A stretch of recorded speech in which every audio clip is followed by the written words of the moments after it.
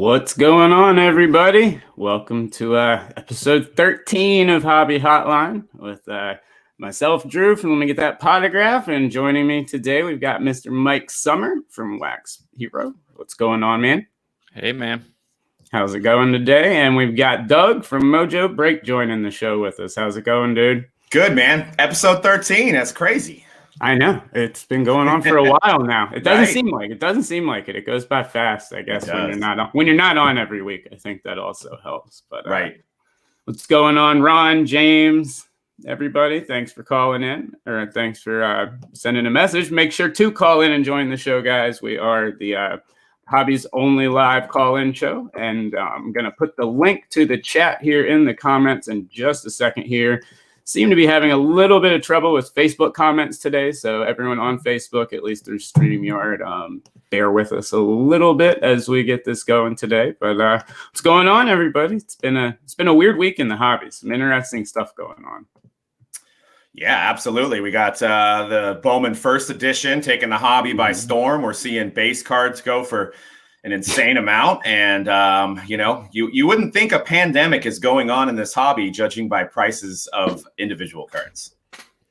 Yeah, it just keeps on going, whether it is things like Bowman First Edition, whether it's the on-demand sets that continue to have a lot of interest and a lot of traction, and even the cards from the 90s, the basketball cards from the 90s that are continuing to go up. It's been a lot of action. I think even I've been following along with some of the inventory of some of the older wax available on Blowout or DA, and it's been selling through, and the prices of that continue to go up. We've talked about that before. So yeah, the market in the hobby continues to be strong.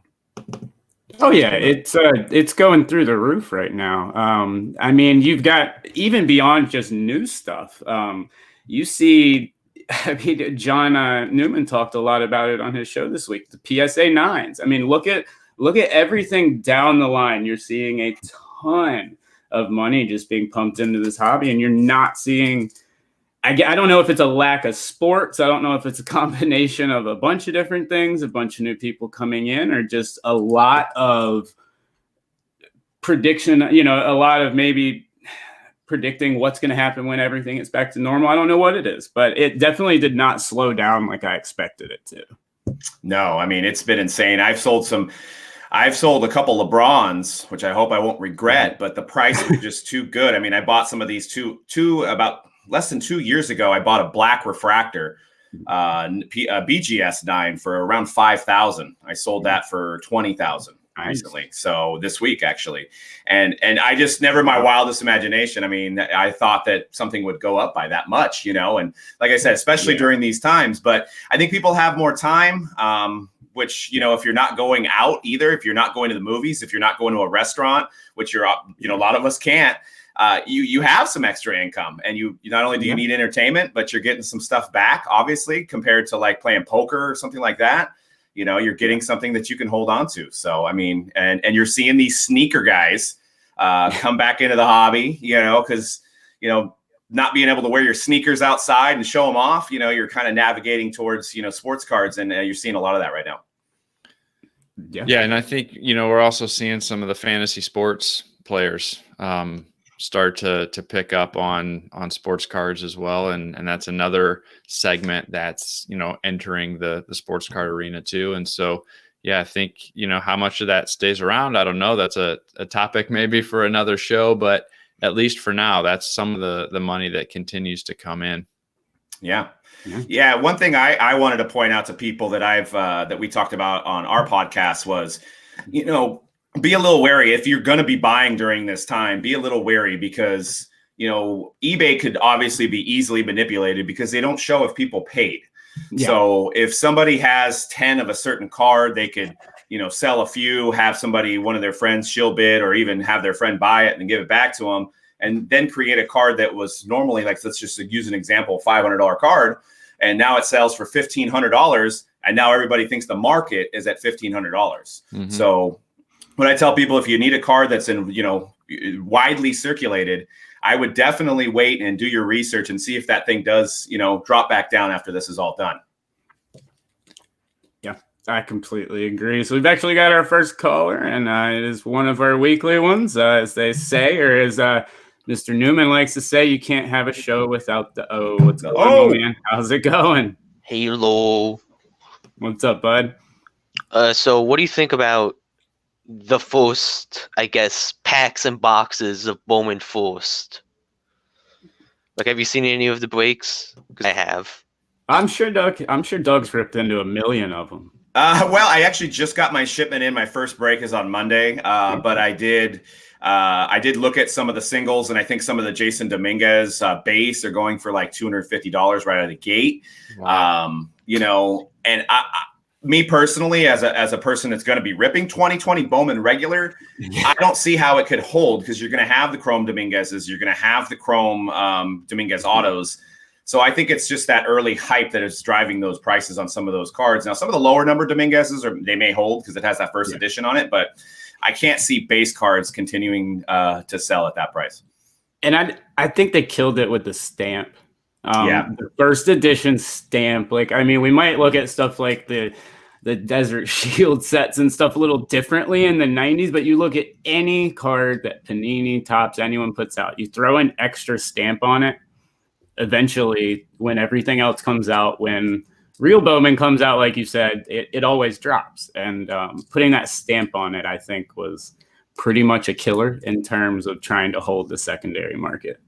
I like the stamp personally. Yeah, to me, that's what makes it collectible and more unique. And in my opinion, gives it a chance to continue to hold that value. So I don't know. It'll be interesting to see what happens. I've got 24 packs, haven't shipped yet for me, but I've got 24 packs confirmed. And so I'm going to be kind of waiting to see what the market looks like at the point that I get them. I don't like doing pre-sales. So we'll see what the market looks like to decide if I rip them or sell them. But I don't know. It's another interesting thing. It's one of these, we continue to see situations like this that it's hard to use historical norms to judge where things are going to go.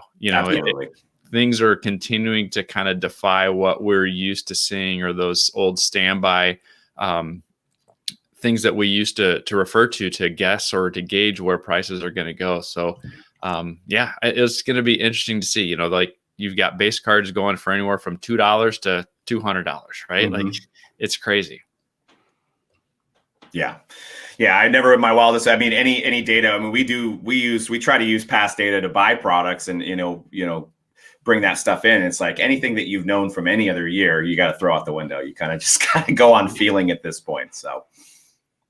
Yep, absolutely. So guys, make sure I have posted the link in there. For some reason, Restream and everything was not working too well at all today either. So please call in and join the show with any questions you have. But Doug, I wanted to, and Mike, you brought something up that I wanted to kind of touch on a little bit. I don't know if a lot of collectors have seen it, but it's the PWCC letter that was sent to Blowout Forums regarding the LeBron James exquisite card that has an altered patch in it. So for those of you that don't know, Blowout, of course, they've been posting about trim cards and stuff. Well, they posted about this LeBron, showed that the patch was indeed swapped. I mean, it's clear as day that it has been swapped. But I guess it was earlier this week, that the people over at Blowout got a letter from Mr. Brent Huggins, and we'll take a look at it right here, Doug and Mike. But this is pretty funny stuff.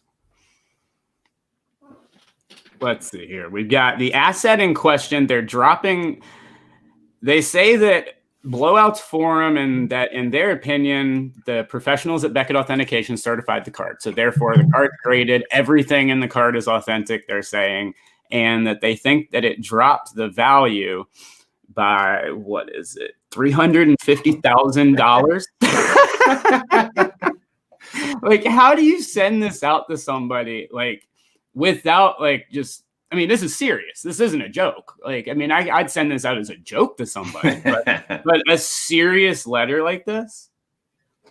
Yeah, it's unbelievable. I mean, to think of a card, I mean, I think they're trying to value the card at $750,000. I mean, it is the most sought after LeBron card. There's only 99 copies made of the base. Obviously, there's parallel versions, but if somebody's, so we're talking about a card that was, I think, a white swatch, and then whoever had gotten a hold of it over time had basically put a prime patch in there, making it more desirable. Well, because it's serial numbered, it's easily tracked, and people on the blowout forums have found the original card and then found that it was, switched out allegedly. Obviously, I mean, you could see the pictures on the blowout yourself, I believe. But if you're going to spend $700,000 on a card, or even $300,000, or shoot, even $100,000, you're not going to want to buy one that's been altered. At least that's me, in my opinion. I'm going to want the best possible investment that I can make. I don't want one that's been messed around with. So yeah.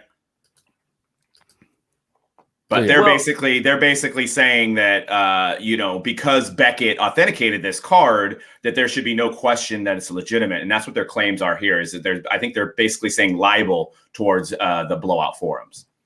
Yeah, they are. But the problem with all that is when we were talking about this before the show, is what I was saying is they're saying that, I mean, it says it right in the letter that Beckett deemed it authentic, and so that the patch and everything in it's authentic. Well, when they're grading a card, they're not grading the patch.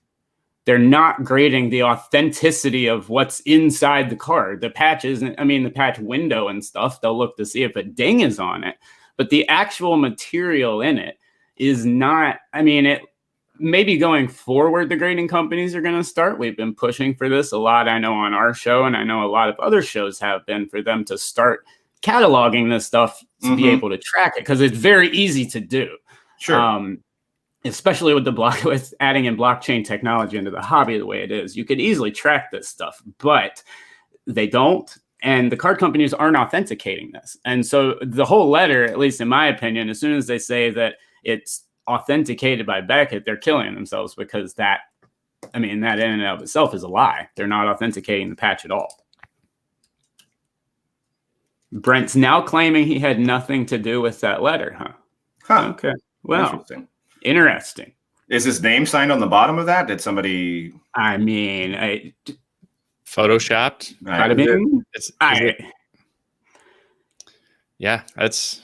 I mean, it would have to be somebody that, I guess this card's in their vault, right? So I guess it could be the owner of the card, maybe. But I mean, looks like he signed it to me. I mean, I know. If you didn't, I'd be on top of this a lot more than simply just throwing out a little statement, because I mean, in my opinion, it's dangerous sending a letter like that to start. You're opening yourself up for someone to just come after you. We've actually got a caller now that we're going to bring in. James, James, thanks for calling in, bud. What's up, James? Wow, that was fast. I barely got set up. We're quick. Yeah.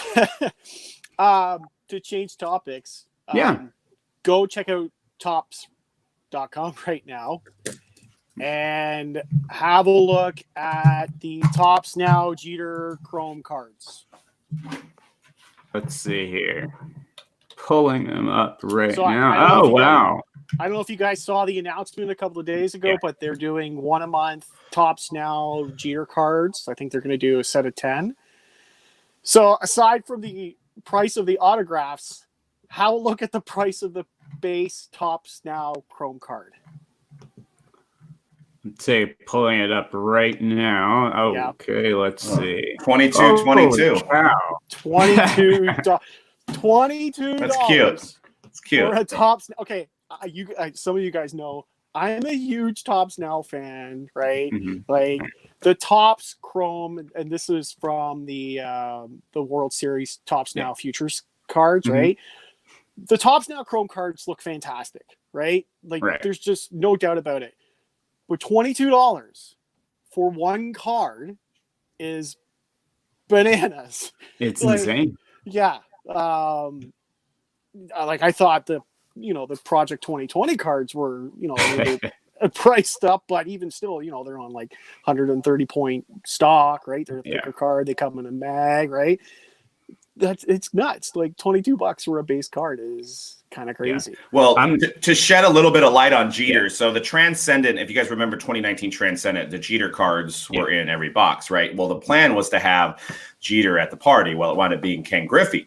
From what I could tell, Jeter charges a lot of money for anything of his likeness, to the fact where he actually didn't want to do the transcendent. This is allegedly that I heard that he didn't want to do the transcendent event because he wasn't in the Hall of Fame yet, that he could actually get more money once he's in the Hall of Fame. So I'm not saying that Topps isn't making the extra markup, but it could be a thing that Jeter's like, if you use my likeness, I charge X amount for every card. Very likely. Yeah. After watching his show on the on MSNBC, I'd say that's probably almost a guarantee that's what happened, because I see the way he kind of positions these athletes and stuff that he works with on his show. But I did see that Topps signed him to a new exclusive, or extended that exclusive this week. So I expected some Topps Now cards, but I'm not even going to touch on the autograph pricing, because I just that's absolutely $600 for a 90. What is it? $600 for a 99, I think, at a 99. Yes. Yeah. Right. Yeah. Like, well, and you know what? I think a lot of us Topps Now guys were kind of expecting that kind of a price for his autos, but just the base card, you know, it's nuts. Now, you know, the funny thing is the print run in it will probably be a couple thousand, because it's Jeter, it's Yankees, right? It's Topps Now Chrome, which, you know, again, the futures are the only ones that they've done so far with Chrome. What do you think you guys would buy in on it, or what, at this point, or? Not me personally, not at that price. No. Maybe the auto. Neither. I mean, maybe, but I'm not. I'm not necessarily interested either. I'm all for letting the market dictate prices, though. And if more power to them. If they want to try to get that and see what they can get and generate a few thousand sales, and try that out. If people are willing to pay it, well, good on them, you know. But if they don't, they don't. And that's the nice thing about these on-demand products is it is the most real-time product testing that they can do, because the stuff's available for a day or a week, you know, depending on what it is. And they can try out some of these concepts and find out pretty quick if the market is there for that pricing, for that type of product, for that style of product, for that packaging option, whatever it might be. And so these on-demand products, another thing that I think they give that nobody really talks about is that opportunity to do some real-time market testing. Yep. Well, come on, look at what happened with the Trout Project 2020 card a couple of days ago, right? 36,000 cards. That's 3 times the highest print run that they've had so far for that set. Yep. Which is crazy. It's the second highest print run for any of their online products, on-demand products, which is, it's nuts. You know, I think it might exceed that, because if you look, it's got 31 days. So there's 31 days on that thing, unless they change that. That's it. So you're talking about the Ben Baller card was only 2 days, and that's sold 34,000, right? Yeah. So there might be 50, 60, 70,000 copies of this Jeter. Okay, so if it gets to the point where people start talking about that they're buying it up, you know, a bunch of other people are going to jump right on board, and then those print numbers are going to soar, because we talked about it on this show a couple of weeks ago when they started announcing Project 2020, when we were talking about who they were going to be advertising these cards to. We were expecting these crazy print runs, at least I was, because I knew who they were marketing them towards, and a lot of these are probably some of their first cards in their collection. Yeah, I didn't think 36,000 was going to be a number they hit. Like, they've only hit that kind of number with Living Set. You know, the highest Topps Now card they had was Vlad last year, which was 19,000. I didn't think they would, like, one of the artists, F. he did a bit of a contest because his card was on the same day with the Ben Baller Trout, and he did a little contest on guessing print runs for the 2 cards. I think I guessed like 23,000. So I was thinking maybe 20,000 for that Trout card. So, you know, like it's crazy. And then in the first Trout card, the Ermsey card is pushing $300 now for a base card. Well, I think one of the interesting things with the 2020 is maybe we could actually look at their because I'm looking at Ben Baller's Instagram. He has 1.4 million followers, which is obviously a lot. I wonder how many followers each artist have. That's got to be the most. So I'm thinking out of those 34,000, I wonder how many of his followers bought some compared to how many hobbyists bought it. You know, it'd be an interesting number that we probably won't ever get, but it's something to think about. Yeah, like I run a group on a Canadian Facebook group, and I pre-ordered 70, No, I had like I pre-ordered 60 or pre-sold 60, so I had about 10 left over. 2 days later, I'm down to 2. I have 2 left. Wow. Even after the print run, even after the window closed, I was still able to sell the balance of my order. So Crazy. It really speaks to the kind of hunger that people have for cards right now, given that there's no base cards coming out for the foreseeable future, right? Mm-hmm. Yeah, absolutely. Good point. Yeah. Well, so Doug, what are you doing with what, like, how many breaks are you guys running? Not enough. We're doing 8 to 10 a day that sell out almost immediately. But we had to shelter in place our shipping department, so we can't do any more because I'm working like 150 hours a week trying to ship to get everything out, because we have a 3 to 5 day window to get everything out. Yeah. So, trying to get that out. I mean, we literally could probably do 30 breaks a day.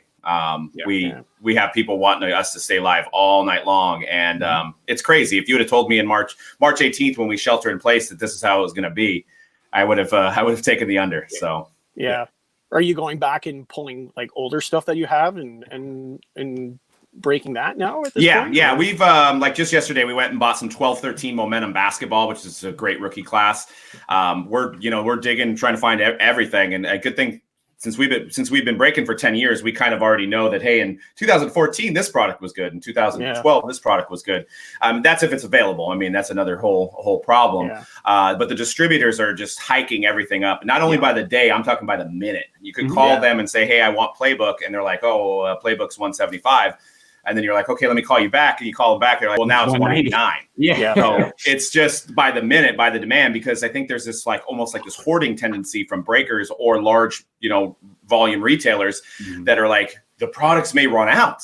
So everybody's trying to stock up. I mean, we try to keep it pretty light. We have a lot of inventory, but we try to keep it as light and just try to make those decisions and also keep the consumer in mind, because I've been turning down products because I'm like, at that price, we're all just going to get, murdered in a sense. Right. Yeah. So, we have to kind of keep the value proposition in mind.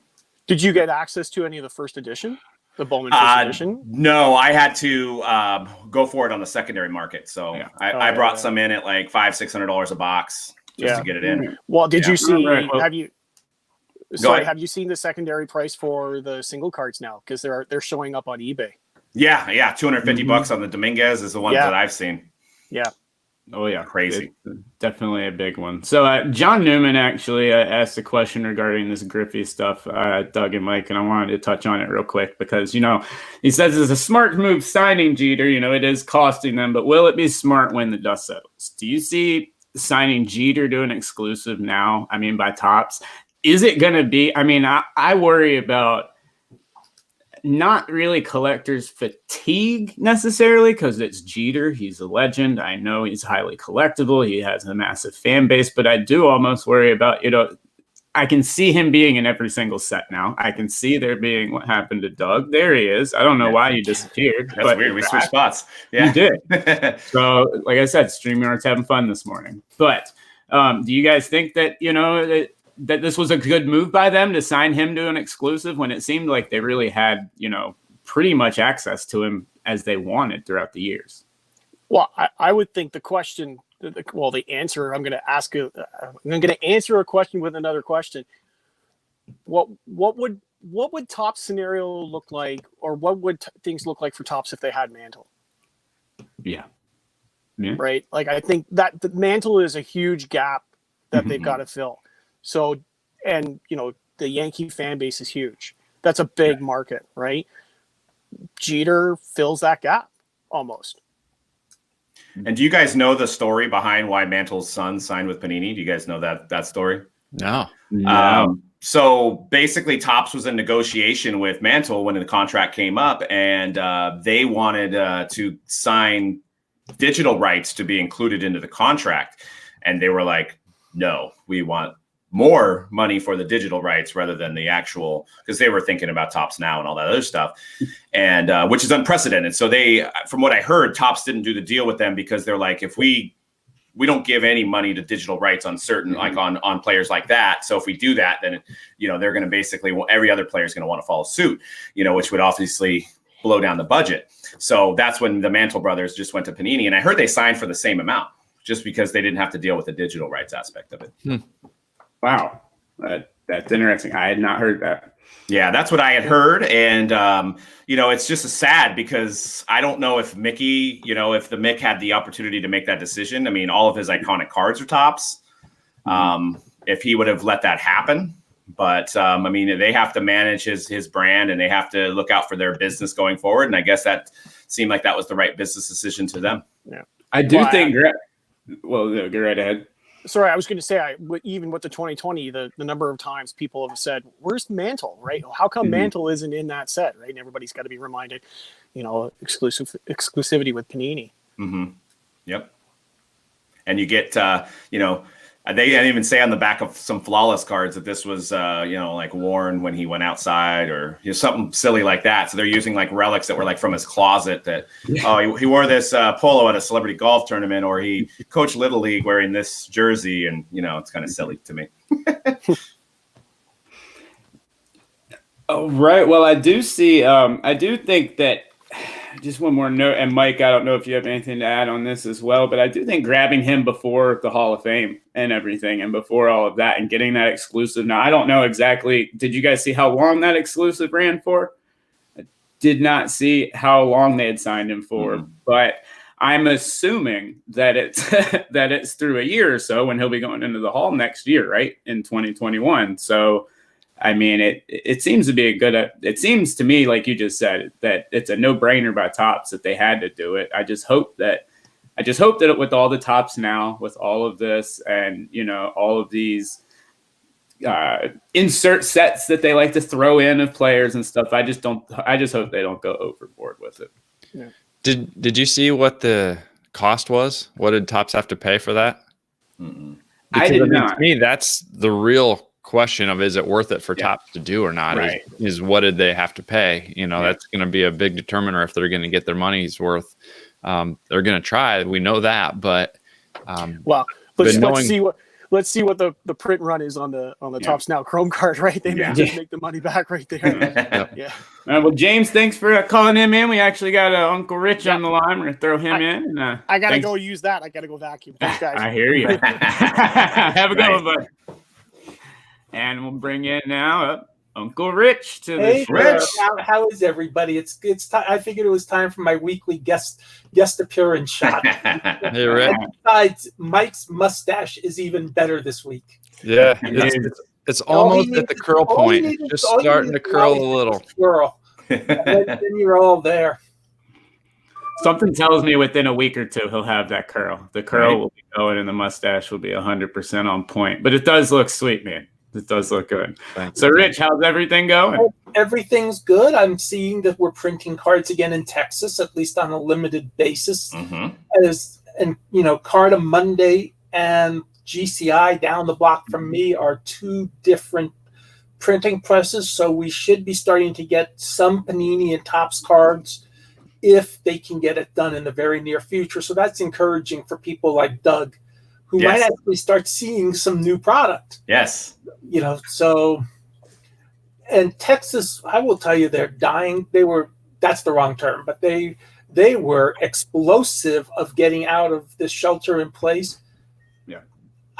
As you know, I'm in my office. It's about as safe as anywhere can be out of my house with all the cleaning they do in the general area. And I'm the only one in the office right now, other than these 500,000 baseball cards. But I stop before I go to tourist study, and I stop at Dunkin' Donuts, and they get bagels and coffee. And the last few weeks, I've been like one or two people in line. This week, I had to wait 20 minutes. Jeez. So you could tell how much people want. And if that's the case, that they were that happy to go through a drive-in line at Dunkin' Donuts because they felt they could get out of their house. Can you imagine how they're going to feel when they see new product? Yeah.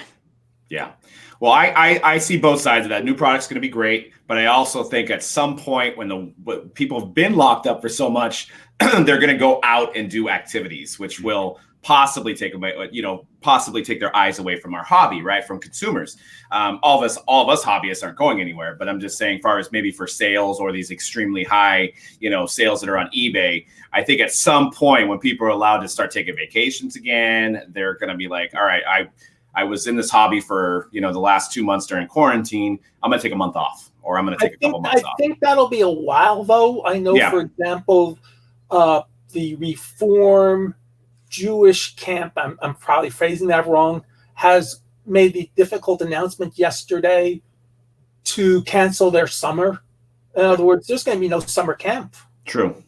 The Hall of Fame canceled their induction ceremony. We're still waiting to hear from the National. Yeah. They're going to have to be very tricky with what they do for the National if and when we have a National. New Jersey is much more of a hot spot than Texas is. Sure.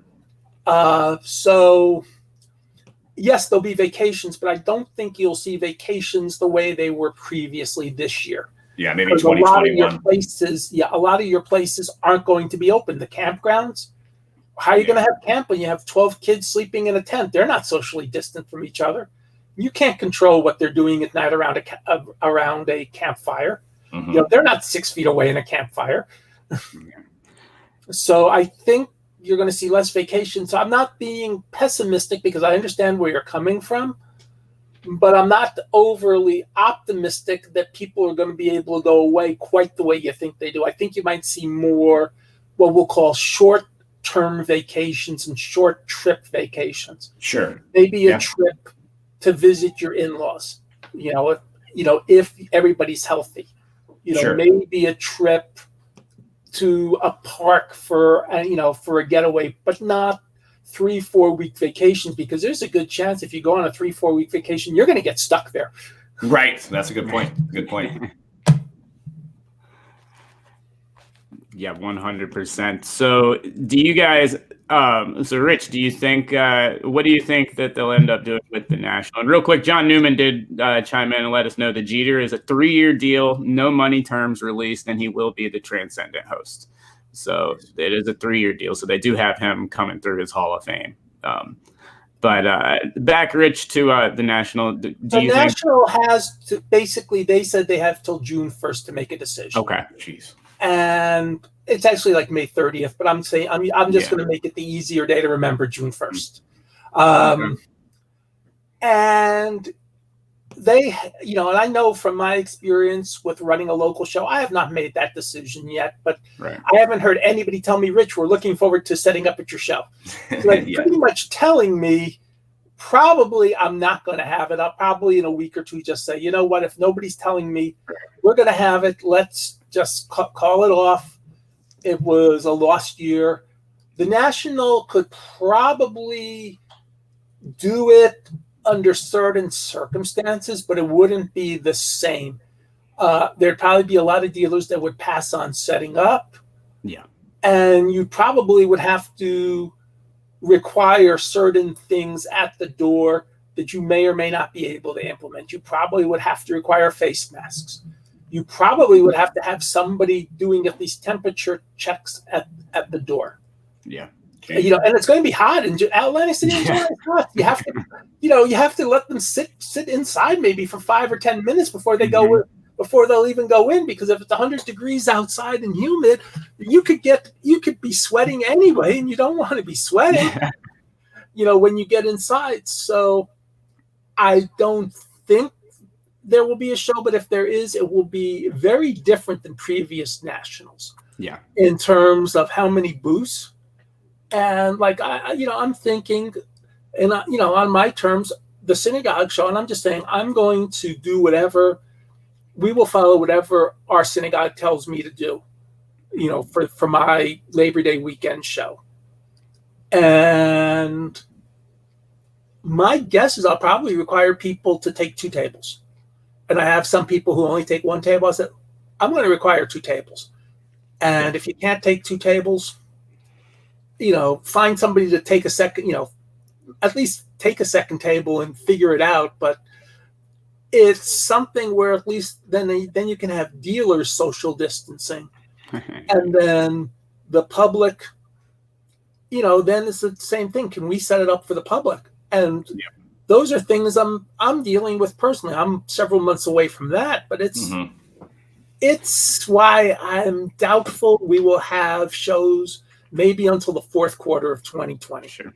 Yeah. I'm actually going to pull someone else in now to join the show. Mr. Eric Norton calling in as well. What's up, Eric? Hey, I'm just here to talk about what's going on with Mike's head. Yeah. Sweet. Yeah. That's the whole reason I'm here. What's going on, guys? I finally trimmed the top, but the old lip is still growing. That looks awesome. I'm envious a little bit, actually. Yeah. It's phenomenal. How's Hey, everything Doug, going? what's up, Doug? What's going on, dude? How you doing? I'm good. I'm happy to see everybody's smiling faces. I haven't seen you in a couple of weeks, so I was just saying hello to everybody. And Uncle Rich, what's going on, man? Not much. I have to confess, I have not been able. By the time I get around to thinking about your program, Beckett Live, I never watch it. Oh, that's okay. No, it's all right. It's fine. But hey, I didn't see this. You guys, this is kind of like breaking news to me. The Jeter thing, that's really cool. Yeah, it's interesting. Did you look at the Tops Now cards? Did you see the stuff that they've got out? No, I haven't. They're expensive, like we were talking about, but they are nice. It looks pretty cool. I guess they're going to be doing. I guess these are going to be on sale for a month, and they're going to do a different one every single month or something along those lines. I'm still looking into all the details, but yeah, tons of. Looks like we're going to be getting a whole lot more Jeter. Awesome. That's Nice. great for Jeter collectors, I guess. And John said he's a Transcendent Party host. Yep, it looks like he will be the Transcendent Party host, and it's a 3-year deal, so that I guess that'll go through 2023. So I guess through the Hall of Fame, through all of that stuff. It'll probably be after his Hall of Fame induction, I'm thinking, because Yeah. I think this year's already been named Harper, if I remember correctly, right? So maybe the year after for Transcendent. I wonder if he's going to give you a nice hug and an autographed baseball like he did with all the ladies that used to live in his apartment. Gift baskets. Maybe an air hug these days, right? Right. It was the gift baskets, so we'll probably all get the gift baskets to anybody who attends. That's cool. I'm bombarded your show. I'm sorry, guys. I just wanted to check in. No, you're welcome. You're We're fine. having you. Awesome. So, Eric, are there plans for you guys to get back into the office soon, or ease back in, or anything like that? Yeah. So for those who don't know, Beckett is open and operating. We have been running on a very limited staff for the last month. When I say very limited, it was very limited. Yeah. Everybody in there has face shields on and stuff like that. So and gloves and everything. So but we have been open and receiving orders and processing orders, but again with the limited staff. As of yesterday, and Rich can speak to this too, most of Texas was able to open back up again in some form or fashion. Usually, I believe what I saw was a 25% capacity of what they had before. So with that being said, and we had Jeremy Murray on with us yesterday, and he's the vice president of grading and CBCS, and he was in the office and he was running around and doing Beckett stuff. So Nice. we are open, we are accepting submissions still with a limited staff though. So if the process of your order doesn't go as fast as you would like it, please understand that there are still processes in place that say that not everybody can be in the building all right now. Okay, well, Eric and the people from Panini are both in Dallas County. I happen to be in Collin County. And there is a difference. Dallas County has been a much harder hit area than Collin County. And plus, it is a much more, it's been stricter towards all this than Collin County. Collin County was one of the last places in Texas. Collin County was saying all businesses are essential. You just stay open. So finally they had to close. I mean, literally, maybe 3 weeks after Dallas County basically shut down, Collin County was still busy, which is one reason GCI went and stopped. And Carter Monday's being able to reopen probably on a more limited basis now. GCI is probably less limited than Carter Monday, just based on the location. And so, I'm sure Eric's waiting to, he's been very good about communicating, as I mentioned, with his Beckett Live program, communicating with various people in the company and being able to see them. But there's nothing like actual face-to-face interaction with your teammates, is there? Yeah, it's I've enjoyed being home with the family, and having. I'm sure everybody can speak to that. Having lunch with the family is great. Eating breakfast with the family is great. At the same time, there's something that can be said about the amount of work and good quality work that can be done while your 3-year-old is asking to watch Paw Patrol. It can get a little stressful sometimes. So I do miss my teammates. Getting into the office is going to be great. With that being said, I'm not going back until I feel safe. So we've been given that okay. For the most part from our team, we don't, if we don't feel comfortable in the building, we don't have to be there. So that's good. And I think that that time's going to come where we all head back, and things will open back up and get going again. But right now, it's just not that time. To Rich's point, Dallas County has been much more strict about the policies. And I want to, not that he watches this show or anything, but the county judge Clay Jenkins has been all over the TV and all over the press, being very thorough and communicating, very well with the expectations he has and with the way things are going on. And he's done a really good job of running this. So while I live in Tarrant County myself, Beckett is in Dallas County, and right now it's just under some more scrutinized. I don't know if that's the right word, but more strict rules, and I think it's actually working. Well, good deal. Well, a quick note: John Newman, who's been watching the show, is saying regarding the National, if they do move it, that they are letting those who paid for a booth move that payment to 2021 in Chicago with no penalty, and they will not lose their spot. So in regards to the booths and people not setting up, it looks like at least they are, helping people out and pushing those in, not really screwing up some people, because you guys know how they do the national tables. For those that may not have been there, it's pretty much how many years in a row you've been there is the better table selection you're going to have. One advantage the National has with Atlantic City is and then I think they've said it, I don't know if publicly, and I've seen enough things where you can feel pretty comfortable. They don't pay as much for the Atlantic City Convention Center as they do for some of the other locations, which gives them, in this case, a lot more flexibility to, hey, your money's good for next year now. Right. Where if you were paying and you didn't know, I believe that was the reason the March, whoever runs the Chicago March and November shows, I think it's Fanatics now. It's gone through enough changes I've forgotten. But that show was literally canceled as dealers were setting up for it in March. It was literally canceled as people were setting up their booths or they were starting to do business. And the governor says we can't have more than 1,000 people, and therefore we're canceling the show. And I don't know what that cost, but I think the governor's order made a difference on that. That was a big deal, Rich.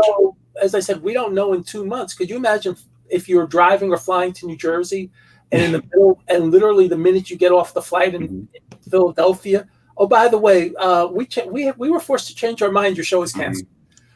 What about if they moved it to Texas? Because we got Panini, you got Beckett, Leaf. There's a little bit more bigger booths that are going to be there that are not going to have to travel as far.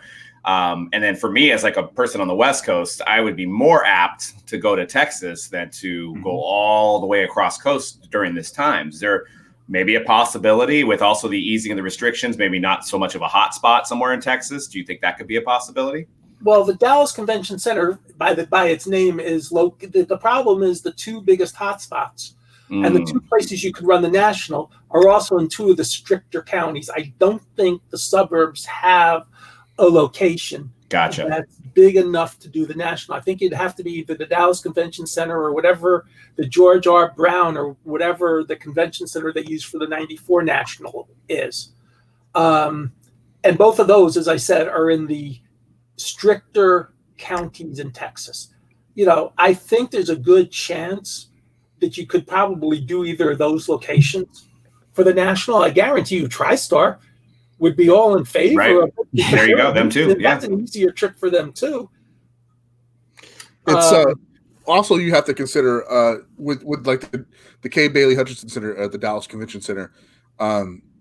Fan Expo was booked there for last month, and they've rebooked that already. There's a lot of things that have already been rebooked there, and it'll be interesting to see what shows do happen and don't. I think we would love to have of the national right here in our backyard, but at the same time, it sounds great. I just don't know if it's feasible, right now. I guarantee you the board and the people at the national, I don't want to say daily, but they're discussing all this. Their primary option would be to keep Atlantic City because it's already on the calendar and people have made plans. But I guarantee you they're discussing on a fairly regular basis what are our options. Let us make some phone calls. Let us see what's available and when, and let us see what's going on. And Chris Harris just posted about a convention center in Arlington. That's not big enough for the national, unless they've built a bigger one since then. That was bursting at the seeds in 1990. You could fit about half of today's national into that building. Yeah, that's not a big place at all.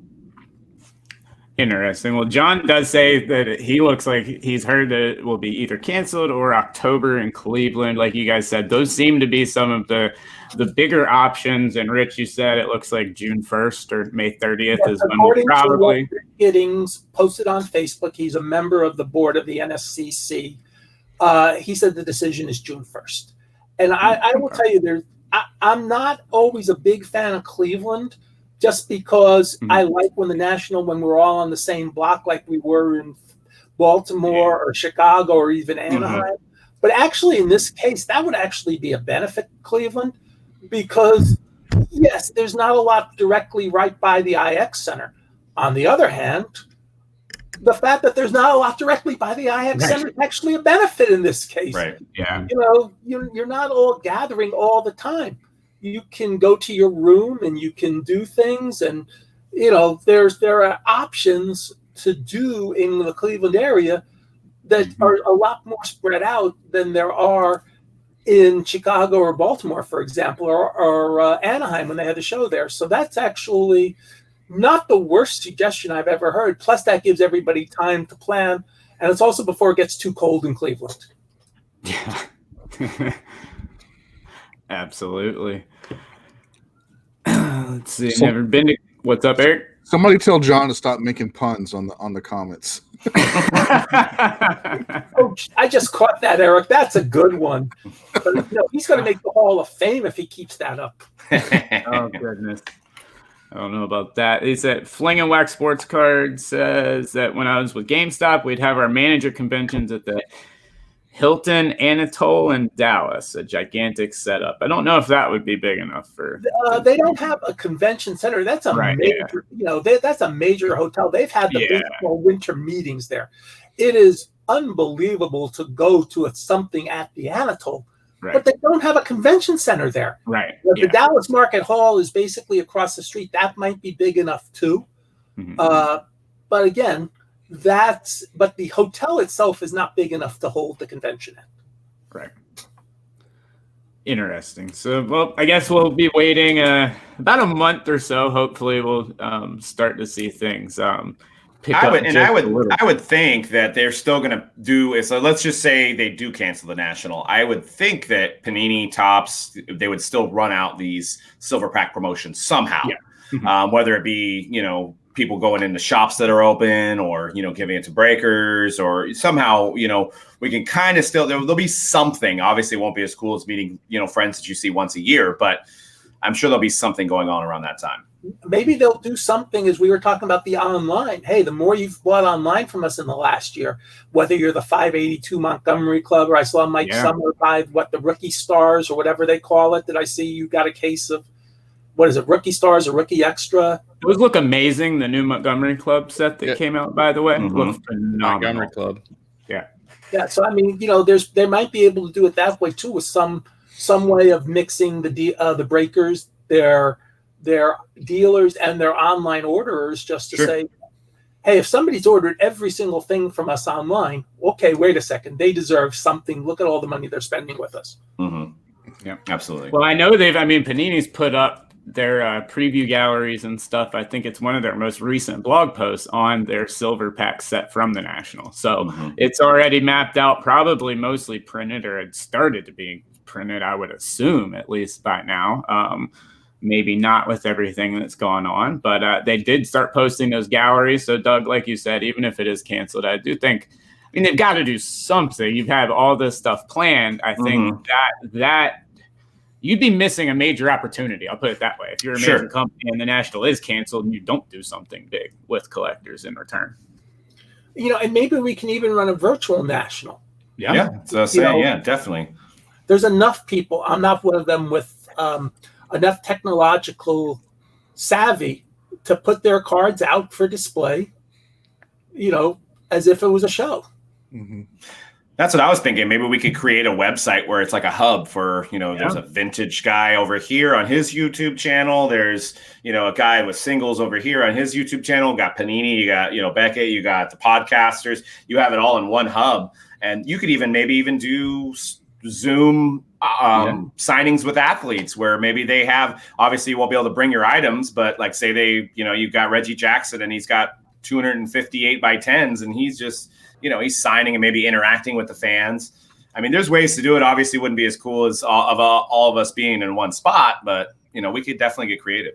There was somebody on Instagram that did kind of a live card show with several people a few weeks ago. I didn't get a chance to check it out or watch it, but I know there have been some people who've been kind of experimenting with what that might look like, at least on a small scale with multiple dealers. It wasn't just one guy with his own camera. Like there are multiple people kind of joining in on that. But it's an interesting concept for sure. 250 A's 8 by 10s, Ben says. I don't know. I think it looks better in pinstripes, but. Did anybody check Doug's shirt to see if that's a real Michael Jordan rookie? Looks trimmed. Yeah, totally trimmed. I noticed there is no Fleer logo. Yeah. You know what? I actually bought this off of a hip hop site like 3 or 4 years ago, and I thought it was fitting with The Last Dance to wear it today. So nice. Can we talk about The Last Dance for a minute? Can we do that? Yeah, absolutely. Yeah, absolutely. I mean, all you guys are smart and you pay attention to the card market, but like Jordan stuff is through the roof. But those secondary guys, those ancillary, like even those guys are going crazy through the roof. I just saw a Steve Kerr rookie from 89.90 hoops sold for like $15. That's a $1 card. All day long. It's Drew, I think there was a question last week, and we were going to bring it up this week about the guy wanting the PSA 9s and asking about it. And I think I think Eric's question is the perfect segue into that. Sure. So the speaking of secondary guys, the cheapest Phil Jackson rookie coaching card is $3 on ComC right now. I hate to ask how much the cheapest Phil Jackson rookie card is, because that's an old school basketball card, and it's not easy, but it's not hard. No. But you don't see nearly as many of those as you do baseball cards from that era. I mean, I wouldn't be surprised, and I'm not paying attention to that market, so I have no idea. But I bet you if you had a PSA 9 or a BVG 9 or an SGC 9 or 96, a Phil Jackson rookie, it might be a three-figure plus card right now. Yeah. It's amazing. It's amazing to me that his coaching, card from '89 or whatever is $3. But what's he known for? Being Phil Action Jackson with the Knicks you had to watch him in those days. He was he was 6'8" with very long arms. So when he would bother inbounds passers, and he really was tough. He was a tough defender. But what do you remember him more for? His days with the Knicks, or the days coaching the Bulls or the Lakers? Well, I think it's the days coaching the Bulls and the Lakers. I think so too. And I want to point out also that I think it's the 88-89 hoops, or I'm sorry, 89-90 hoops. Phil Jackson's coaching card in there. The front of it, I just wrote a piece about this. Same shameless plug. Go check it out on Beckett.com. I just wrote a piece about it. On the front, no mustache. He looks just like a normal guy looking up at something. On the back of it, he looks like the most passionate kisser on a video dating line that you've ever seen in your life. It's really something you got to check it out. Yeah, I actually saw that. That was really funny. We've actually got another caller right before we end the show today. We'll bring him in. Stale Gum, what's going on, man? Hey, Chris. Hey, look at Chris and his beard. Yeah, I've been growing a quarantine beard for the last 6 weeks. Kind of filling in now. So what's going on, man? I wanted to go back to the National and this year's National. Mm-hmm. I don't know if you guys know this, but Atlantic City in the fall and winter is pretty much dead. Mm-hmm. That convention center is vacant for much of the year. I know they have the New Jersey State Public School Teachers Convention, but that's about it. Hmm. So if we're looking at a postponed national, maybe sometime in October, November-ish, Atlantic City might happen. But then there's the question of, does anybody really want to go to Atlantic City in October or November? I don't. Yeah, I don't. I live around here, so.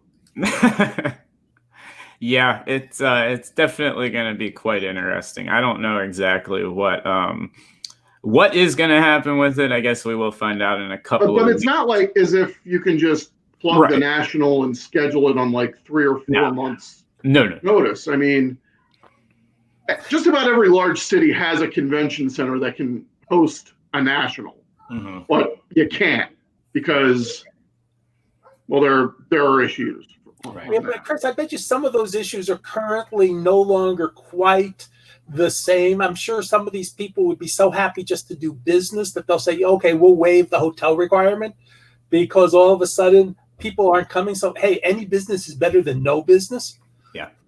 But so is every other major convention that's scheduled during this time. So the National would probably be competing against, I don't know, the American Medical Association, or the American Bar Association, the kind of conventions that these big city convention centers really cater to. Not a bunch I think you also have to keep in mind about capacity, right? So if there's a convention that normally holds 10,000 people, you got to think it's got to be 2,500 to 3,000, right? Which puts a damper on ticket sales as well. So we'll have to see, and that'll be probably individual states, right? So, and maybe a smaller convention hall might actually work if it happens this year. Yeah. Well, such as the one in Arlington, Texas. And if you have a smaller show, that might work. We're in uncharted territory. I mean, this is stuff nobody would have thought of or planned, at all. And so we can talk whatever we want, but we're not the ones with the fiduciary responsibility to make those decisions. The fact that our money has already been, okay, if it's not this year, you can spend next year. Mm-hmm. That's already given you an out. Okay, I don't want to do this year, so you're in good shape on that. Also, how are we going to get people to come? Do we require masks? Mm-hmm. Do we require temperature checks? How are we going to have social distancing? One of the great things with the National is the 4 or 5 people at each dealer's table's booth, or some of the crowds they have at the corporate booths. If Topps is doing a 10 a.m. giveaway, how are you going to stop 200 people from gathering at the Topps booth at 10 a.m.? It's hard to think about all these things logically. And that's why I think it's going to be very tricky this year. And note to John Newman, I thought it was Greetings from Atlantic City or Greetings from Asbury Park was the name of the Springsteen album. Asbury Park. Yeah. Well, yeah. I'm from Jersey. I'm required to know that. I think so.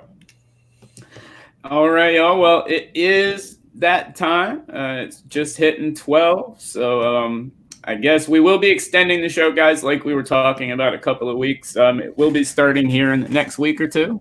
We will be extending the show out another 30 minutes to an hour or so, kind of let it go a little more free-flowing as it goes. But Rich, Eric, Chris, everybody, thanks so much for joining the show today. And thank you for doing this. by the way. Absolutely. We love it. Next week, it looks like we've got Tim, Val, and Steph will be on next week's show hosting. So next week at 11 a.m., you can tune in and chat with those guys. I know I'll be in the chat. But once again, everybody, thanks so much for tuning in. And see y'all next week. See ya. Later. See you soon. Perfect.